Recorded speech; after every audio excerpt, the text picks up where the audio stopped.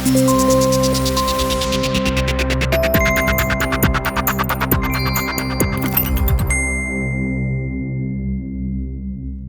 typify commitment to public life and the common good better than Professor Alexis Jay OBE. After more than 30 years in social work helping vulnerable children, the visiting professor at Strathclyde University distinguished herself further by heading the inquiry that exposed horrific child sexual exploitation in Rotherham. Professor Jay is now doing similarly sterling work as the chair of the Independent Inquiry into Child Sexual Abuse, IICSA, whose latest report, on Westminster, was published this week. It is the likes of Professor Jay that give the notion of the great and the good a good name. David Steele, Lord Steele as he became, has been in the public eye far longer than Professor Jay, some 55 years.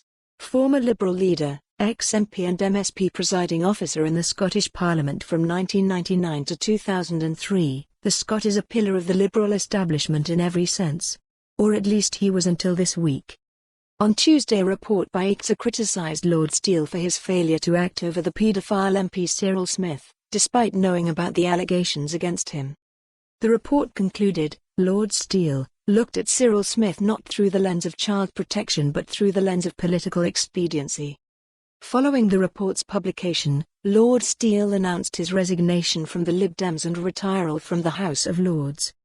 If it seems a small price to pay for what the report called an abdication of responsibility, that is because it is.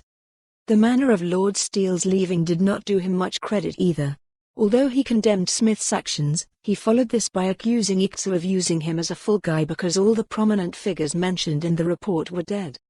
Not having secured a parliamentary scalp, he said, I fear that I have been made a proxy for Cyril Smith. There is nothing like departing with good grace, and that was nothing like departing with good grace. But then when it comes to ocean-going, copper-bottomed hypocrisy, you have to go a long way in British politics to beat the Liberal Democrats.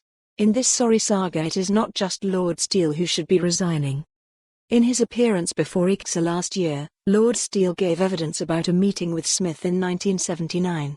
He had asked to see Smith following the publication of allegations about the MP in private eye.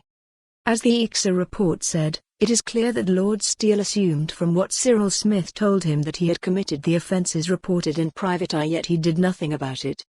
He did nothing because the offences took place before Smith joined the Liberal Party and became an MP. They were therefore, felt the then party leader, nothing to do with him.